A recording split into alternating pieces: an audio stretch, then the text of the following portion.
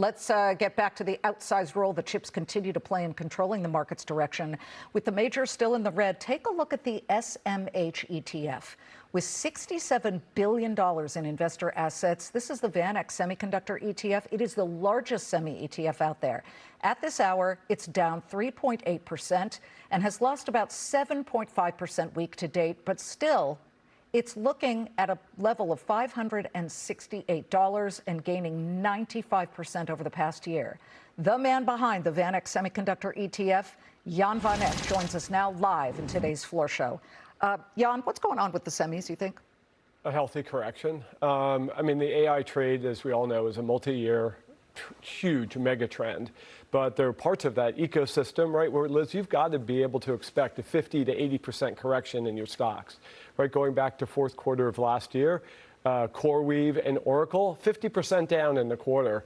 So what we are trying to do is look at the weaker parts, maybe like in 5 or 10 years when we're sitting here, who are going to be the survivors? And the areas that I don't like are the memory stocks, and we told clients that about a month ago, because they're not really increasing volumes as much as they just jacked up prices.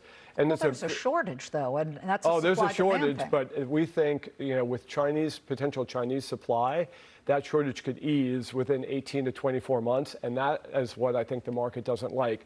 There's a big Chinese chip manufacturer. It's got 8 to 9% of global supply of memory chips coming to market now, too. So I think the investors are taking note. Well, you guys at VanEck are taking note. You just unveiled a Chinese semiconductor ETF.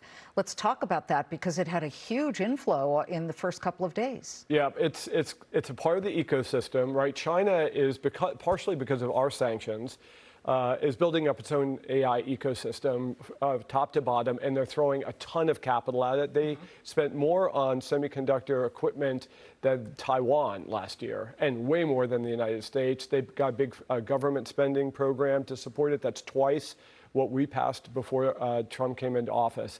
So it's a big ecosystem, and they're catching up. They're behind on the most advanced models and the most advanced chips, but they are providing a lot of capacity. SMHC, how much came in? And this is one of the fastest ETF launches in your history. Yeah, we were lucky. Someone liked our idea, and out of Europe, someone came in with like $150 million.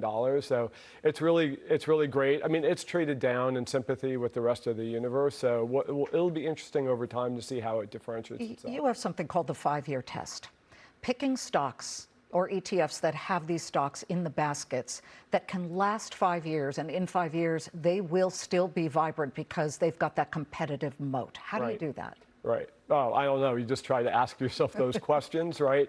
I think having decades of experience investing in memory companies, which our emerging market equity team does, because obviously there are a lot of Asian companies there, we've asked ourselves that all the time.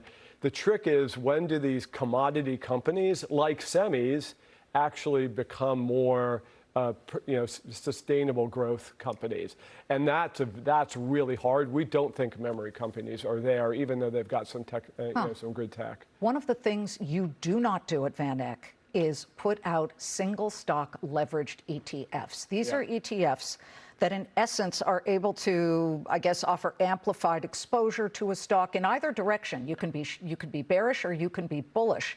South Korea, in the past couple of weeks, has seen a lot of investors get incredibly burned by these single stock leveraged ETFs. They're imposing a temporary halt on them. Right. Why don't you get involved in single stock ETFs? Well, we don't do leverage products, mainly because it sounds like something will go up twice as much as the underlying, and it never does. Just it's based on math and options and all that kind of stuff. So we try to keep it very simple. We offer semis. That's what you get, semis, right? We don't try to give you 2x or inverse exposure.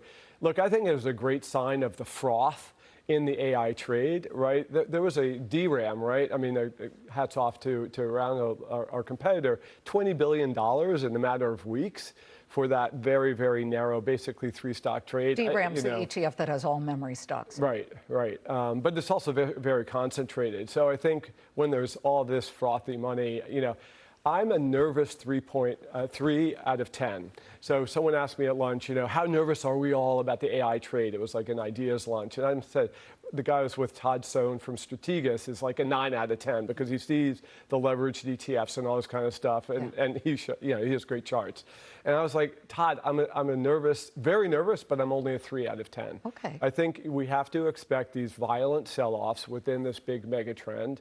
Anyone who thought that memory stocks could go up 4 times in a year and not correct significantly is obviously not paying attention to On the nervous scale, this one right here goes to an 11. You're 11. I go to an 11. 11 out of 10?